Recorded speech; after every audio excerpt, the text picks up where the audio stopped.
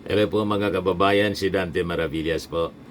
Bicolano vlogger, broadcast journalist from Albay. Kumusta kayo mga manoy, mga manay, mga tugang? So ngunyan, pag iristoryahan ta, may simbag na po, nagpa-presscon si Attorney Bukoy, yung spokesperson po, spokesman ng House Prosecution Panel para ipaliwanag mga kababayan kung ano yung posisyon ng House Prosecution doon sa final na petition to dismiss the impeachment case. Final ng defense panel sa Senado na kung saan mga kababayan malinaw ang intensyon ng defense, hindi matuloy ang impeachment trial. Sabi nga natin, patunay lang na takot si Sara kaya kumuha siya ng pinakang matitinding abogado na mabulgar, maipresent yung mga napakabibigat na ebidensya laban sa kanya as stated doon sa 7 articles of impeachment. Walang bloodbath na dapat mangyari tulad ng sinabi niya. Baliktad sa gustong gawin sa aktwal mga kababayan, sa aksyon. Baliktad sa kanyang mga naunang pahayag na I want a bloodbath. Yun palang ibig sabihin niya, I want a dismissal. Without the trial, mga kababayan, dismiss agad. Ayaw mabuking, mga kababayan, kung ilan yung laman ng bank accounts niya. Doon nanginginig, mga kababayan, si Sara Duterte. Kaya ang ginagawa niya, nag-iikot-ikot siya sa buong mundo. Galing Australia. Iniiba ang topic yung ICC. ICC case ng kanyang tatay para i-cover yung issue sa impeachment. Ano ba? Ganon ang strategy. Umagot pa ng mga reporters. Bayad lahat. Plane tickets, accommodation, pati siguro sobre. Pabaon, mga kababayan. Sabi ni Sara, may tanong pa niya kayo? Magtanongan niya kayo. Kasi sayang yung sayang yung plane tickets and others. Yun mismo yung sinabi po. Live. Walang tago-tago. Talagang sinabi niyang bayad niya yung mga reporters na kasama sa Melbourne. Kaya dapat magtanong. Kasi sayang naman yung plane ticket. Yun si. Ito yung opening statement, mga kababayan, ng papreskon ngayong araw ni Attorney Antonio Bukoy. Pakinggan natin yung kanyang opening statement. Magandang hapon ho sa inyong lahat. Ako po ay humaharap sa inyo ngayon upang liwanagin ang ilang mga nabibinbin na mga issue kaugnay sa naging aksyon ng Ombudsman sa rekomendasyon report ng mababang kamara, yung komite nito sa Committee on Good Government and Public Accountability, pati na po mga bagay-bagay tungkol sa answer ad cautelam na inilahad ng nasasakdal na pangalawang Pangulo. With that, handa po akong tumanggap ng mga tanong sa inyo. Thank you, Attorney Bukoy. For today's first question, we call on Melalis Moras from PTV4. Hi, good afternoon po, Attorney Bukoy. Tanong ko lang po sana, una sa lahat, ano po ang ng House Prosecution Team sa naging reply ng kampo ni Vice President Sara Duterte dito sa writ of summons ng Senate Impeachment Court? Ang final ng ni Vice President Duterte ay hindi reply kundi isang answer ad cautelam.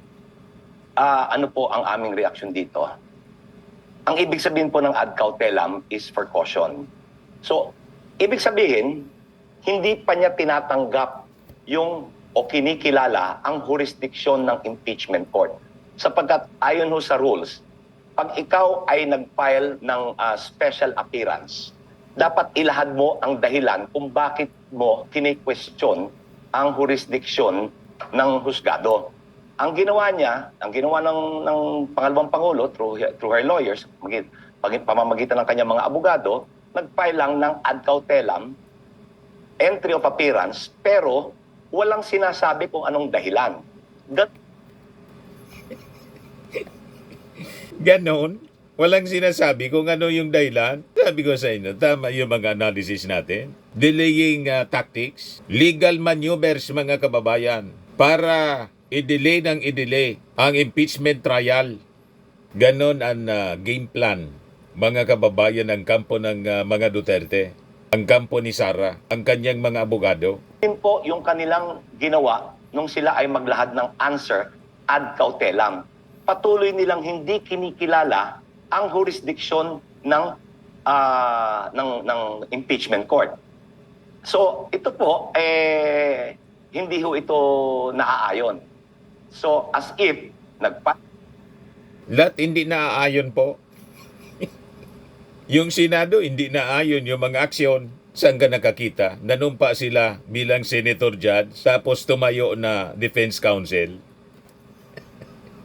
Nag-motion to dismiss. Ngayon naman, ganun din ang ginagawa ng kanyang defense counsel na mismo. Hindi naayon.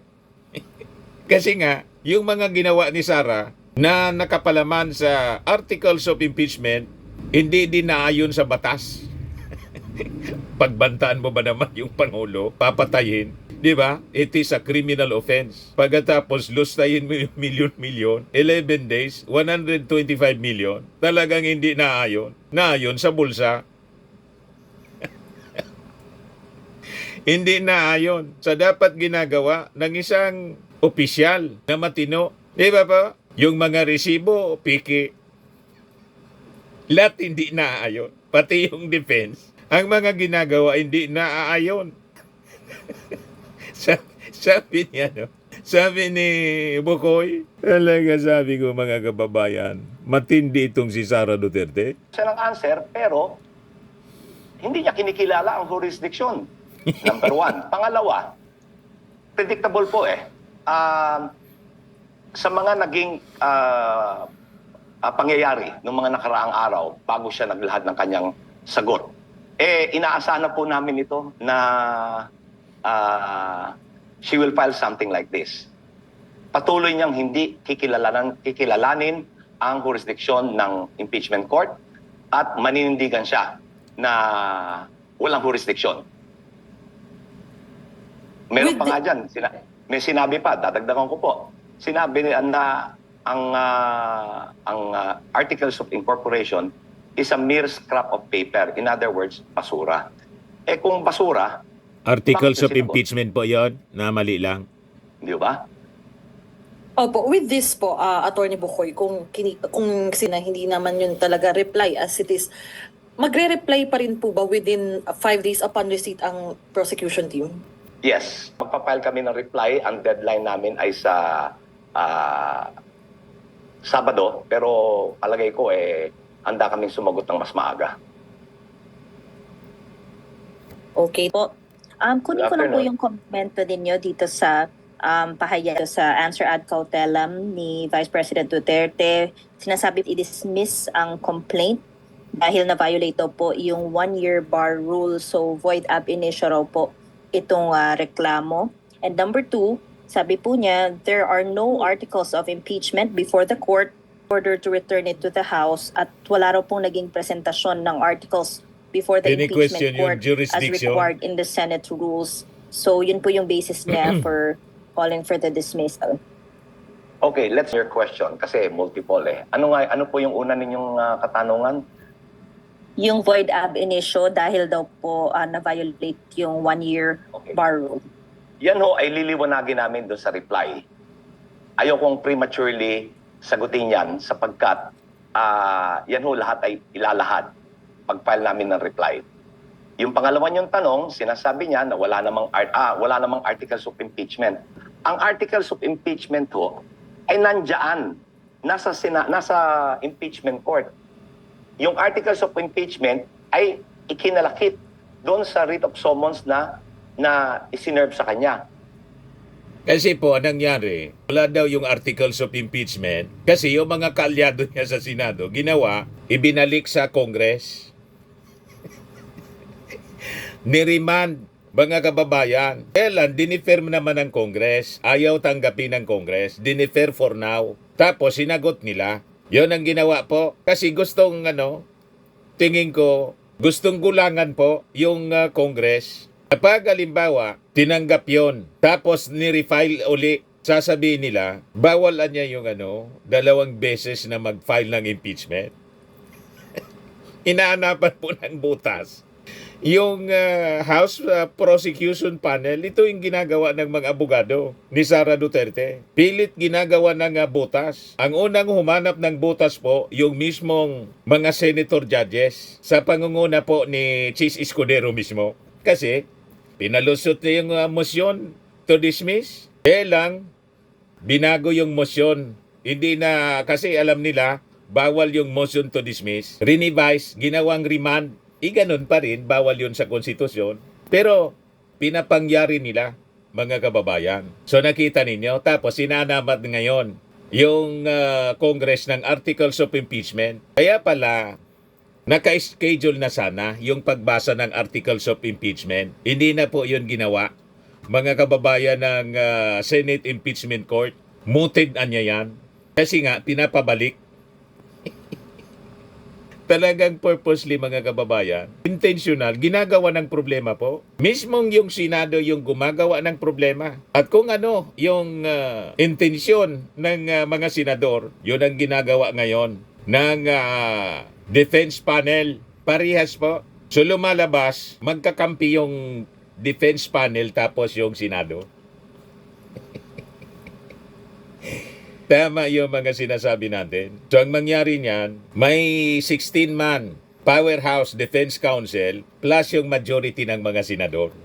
Pero ang tanong natin, bakit ba alam naman ni Sara na marami siyang kakampi sa mga senador? Pero bakit ba ayaw niyang matuloy ang impeachment trial? Di ba obvious po ang sagot? Napakalinaw. Kasi nga po, sabi natin, mahirapan yung kanyang mga kakampi na i-acquit siya pag naipresenta yung napakabibigat na ebidensya laban sa kanya. Kaya dito pa lang, mga kababayan, santambak na mga legal maneuvers and delaying tactics ang ginagawa ng kampo ni Sara Duterte. Nakasagot.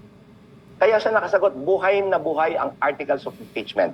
Ngayon, regardless of the defect ng answer, dahil nga ad cautelam, hindi kinikilala yung jurisdiction ng impeachment court, we welcome this dahil uusad na po tayo ngayon.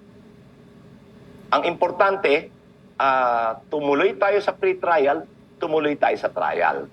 Yung finally, yung pangatlo, sinasite niya na hindi, bakit hindi tama na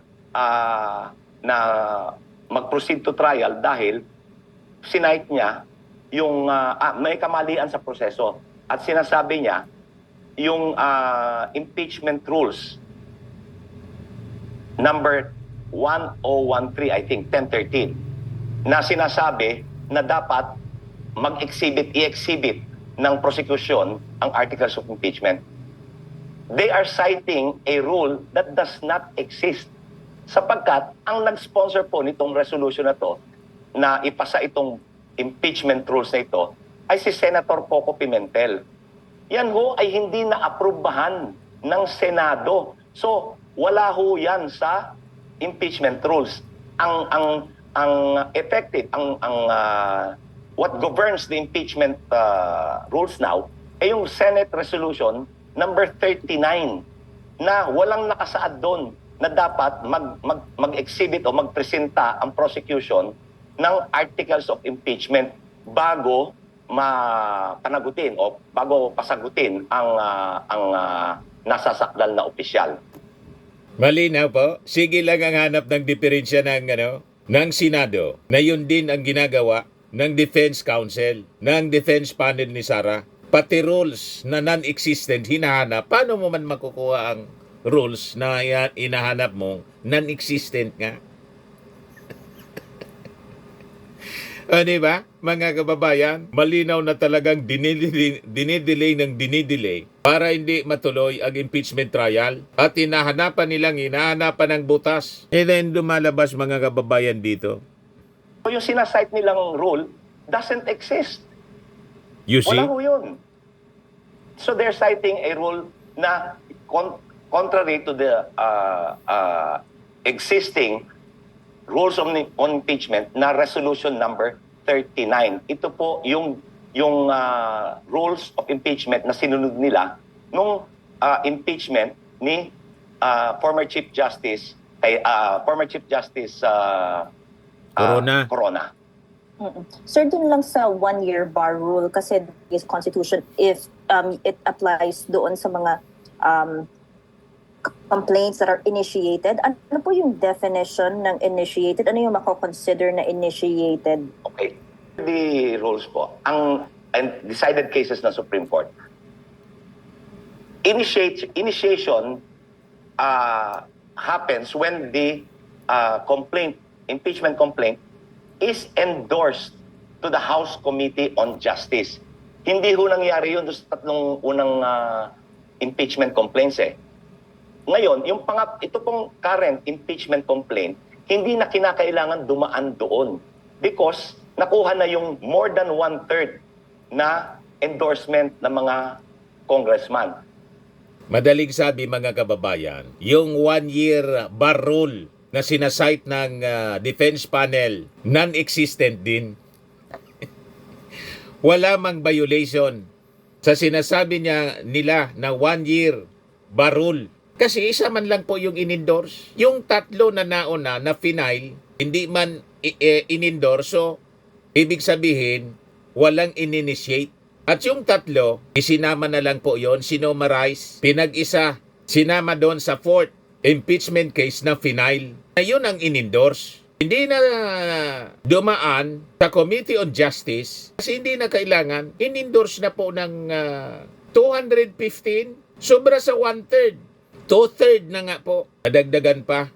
255 yata yung humabol. Dumagdag pa sa 215. May mga humabol pa kasi na mga congressmen na nasa trouble pumirma para ma-impeach si Sara Duterte. So walang violation po. Naghanap lang ng dahilan. Naghanap lang ng rason ang defense panel. Ang mga abogado ni Sara para ma-delay, hindi matuloy ang trial. Dismissal nga ang objective nila po. Kaya sinasabi nila invalido yung final na impeachment case, in-endorse na impeachment case ng Congress. Ganon ang sinasabi mga kababayan ng mga abogado ni Sara. Sabi ni Attorney Bocoy, walang nangyaring ganon. Ito yung pinapaliwanag niya dito, mga kababayan.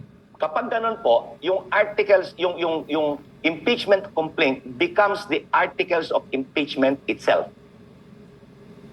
Yun ang sagot. Na violate yung one-year bar rule. Because yung tatlo na naunang impeachment complaint, Mali daw. hindi ho nakaabot eh. Correct. Doon sa referral to the Committee on Justice. Correct. So walang na-violate na one-year bar rule.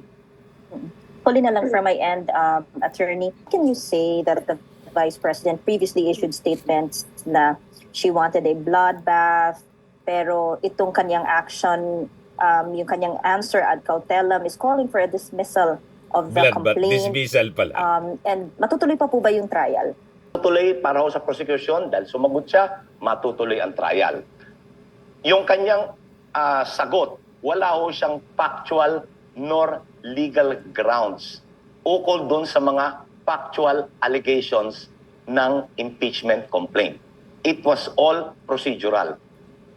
Ito ho yung tinatawag na wagging the dog na mas pinapalitaw na mas importante ang procedure kesa constitutional law and principles, substance. Ang importante is the substance. Those who cannot address the substance, they rely on technical procedures, which is what she did here. Noon? Yeah. Kayo po naniniwala na matutuloy po yung trial, pero yung sagot po ba ni VP Sara sa writ of summons ng impeachment court, kinukuno rin po ba yan na tactical move to delay the trial proper? Correct. Tactical move talaga Yan to. ho, I expect kung hindi mo kayang sagutin yung factual allegations, you resort to procedure. Hahanapan mo ng ibang, ililihis mo yung yan ho ang Correct. nangyari dito. Inilihis ang usapin sa factual allegations of the complaint. Inilihis using procedural issues. Hindi ito yung bloodbath na inaasahan namin. Pero nonetheless, itutuloy namin ang paglalahad ng ebidensya. Sapagkat mahalaga na malaman ng sambayanan kung ano yung sakdal. Correct. Yun po. Court po, do you expect, sabi nyo nga po, lagi kayong may expectation na on their part ay i-delay po yung trial proper. Pero ano po yung, if this is the case, pwede nyo po bang sabihin bakit evident na matutuloy pa rin yung trial? Matutuloy because meron ng sagot. Kung ang sagot niya ay ganyan lang, yan ho ay kanyang kakulangan. Hindi po papel ng prosekusyon na punuan ang kanyang kakulangan. Kami ngayon, we made allegations of charges based on facts.